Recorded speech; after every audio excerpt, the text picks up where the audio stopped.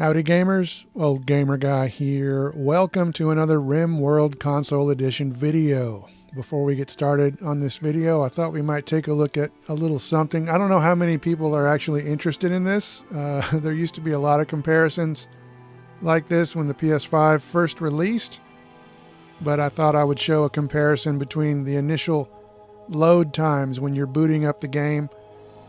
This is a PS4 game, so it is running off of my external hard drive that I used for all that time with my regular PS4 and then my PS4 Pro.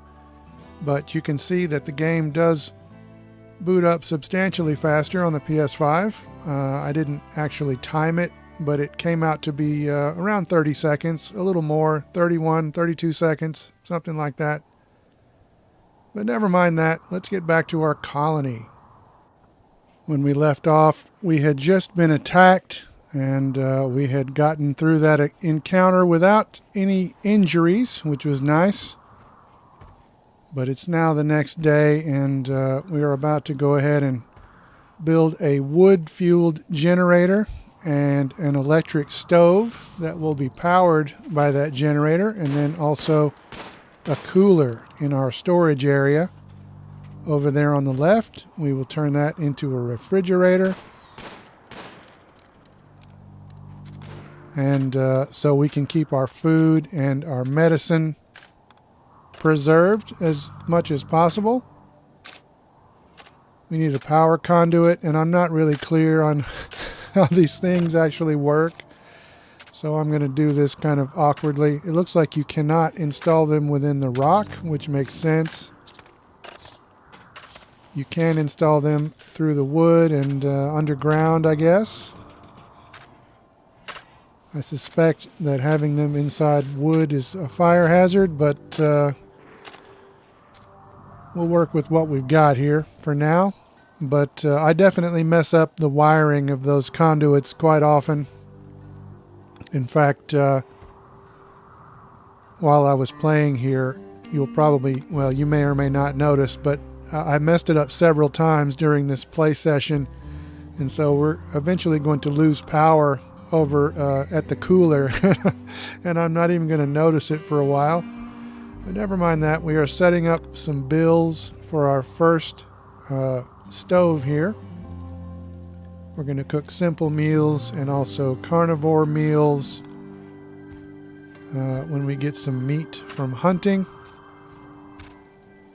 And right now everything's functioning, but eventually that cooler is going to lose power, and some of our food is going to start to rot, which is unfortunate. But now we can set up the temperature on our cooler. You can see down there in the lower left-hand corner, that's the target temperature that the cooler is trying to reach. And I'm going to put it down to about 26 degrees. And we're also eventually going to need to build a second entrance for that storage area. Kind of an airlock. But never mind that. We are being raided by a single person from the Albozo Coalition. I don't think they've attacked us yet in this game. They have an annoying voice, and they are a psychopath and psychically sensitive, so we will not try to recruit them. We'll just get out here at our defensive barricade, and they charge immediately. Sometimes the attackers will hang around and wait for a while. In fact, that will happen later in the video. But this guy he has been hit, and he's moving more slowly, but he is relentlessly approaching. He looks like he's naked. They're always naked. What's up with these naked attackers? Solo naked attackers. But we will get rid of this body and take his stuff. Unfortunately, our cooler lost power, and so now our simple meals have rotted away. So that is not good at all, sports fans. But speaking of sports, Mila and Cammy got some loving in the middle of the night, so they're more relaxed this morning. But never mind that. We have a transport pod crash. A vengeful hunter named Radar, who sounds like he could be kind of useful for the colony. And I should have jumped to the location of the transport pod, but instead I'm looking here on the map. And here is Radar. At least he's wearing clothes. He's got a mohawk. It said he was a hunter, but he actually has high melee skills. But he has chemical interest, which means he could eventually become a drug addict. So I don't know. We're going to go ahead and rescue him, though, and kind of make up our minds. He might not want to join us, actually, because we're just going to rescue him, and then he may want to join us. He may not. But we'll send Mila up here to bring him back. And there she goes. All the way up here to bring him back and try to nurse him back to health. But before she even gets here, he heals enough that he is no longer incapable of walking, and he has already decided that he's not going to stay. But she still carries him back and puts him in the bed, and he goes immediately to sleep. And he is healing there, but yeah, he's already decided not to join us. So he's going to sleep until he gets up and walks away. But we're going to go ahead and get to work on that airlock I mentioned for our refrigerator here. So I'm making this 1 square wide. I'm not really sure what is optimal. But I'm going to make another wall and another door. And so that will help to keep the cool air in the cooler over there in our storage area. It will keep the cool air inside better.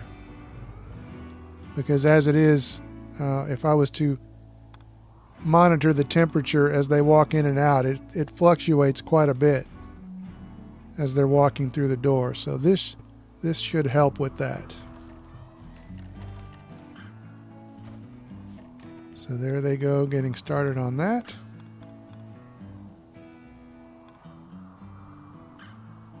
And look at this, we have finally finished researching batteries.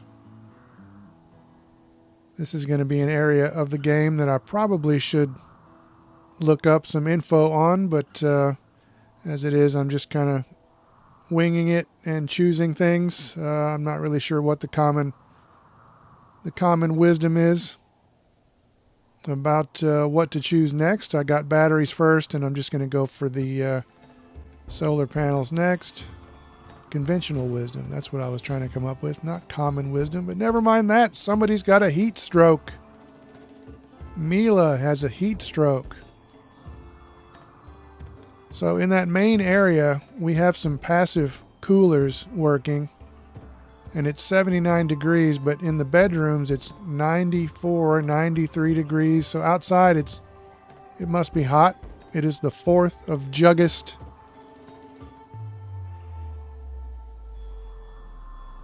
So what we're going to do here is to build some vents. You can build a vent in the wall, and then that will help to equalize the temperature while still having a door that can be closed. And it took me a minute to figure out where the vents were in the menu.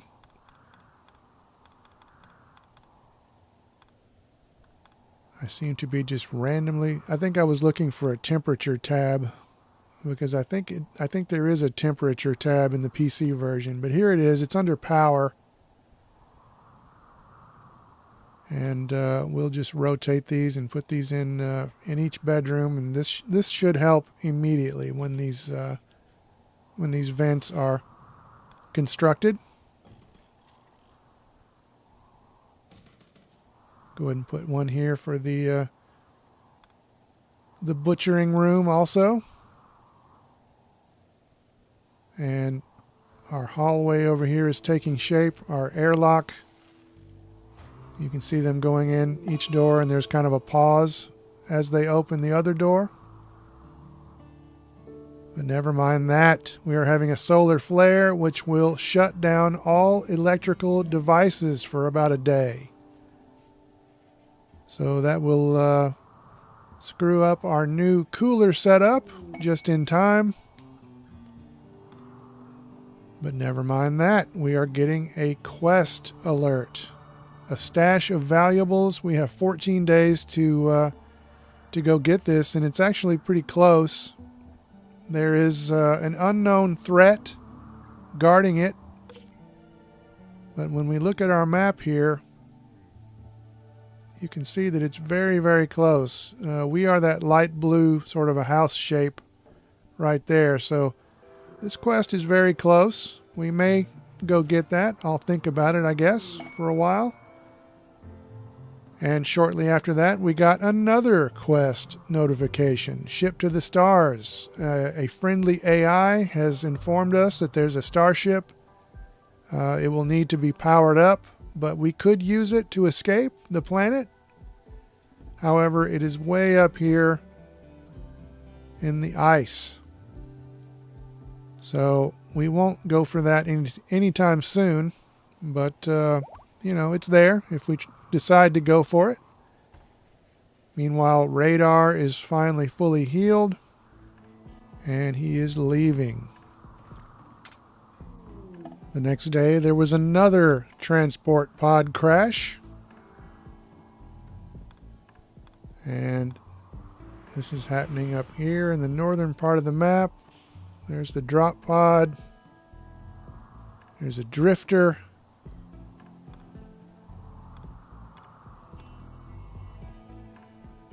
A cult. A child of a cult. I don't know. That doesn't sound very stable.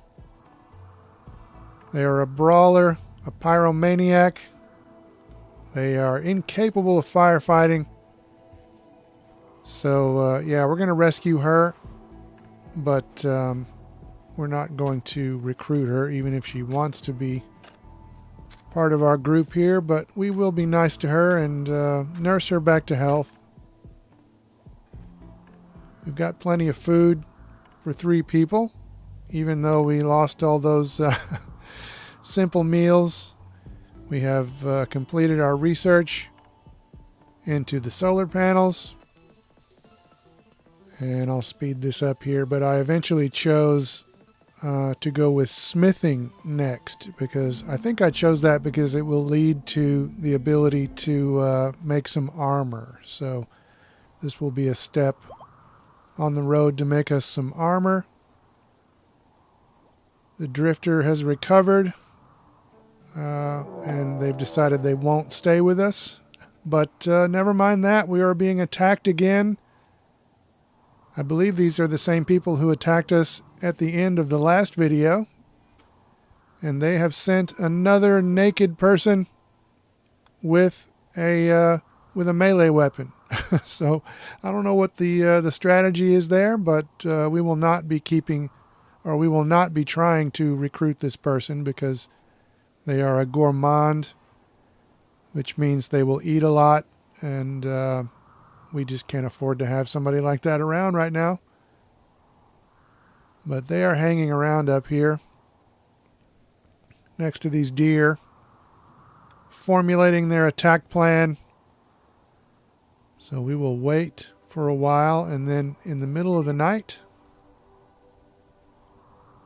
well, not the middle of the night, but, you know, in the evening, they decided to attack.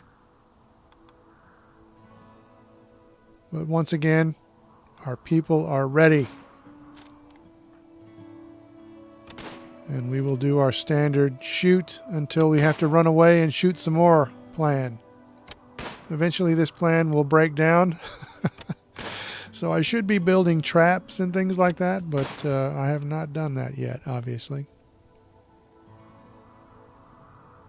Retreat down here. I need to start building walls. There's so many things I should be doing. But those are problems for another day because we have survived yet another attack. So far so good. My colonists are surviving in spite of me. We will pick it up right here in the next video, but for now, as always, thanks for watching.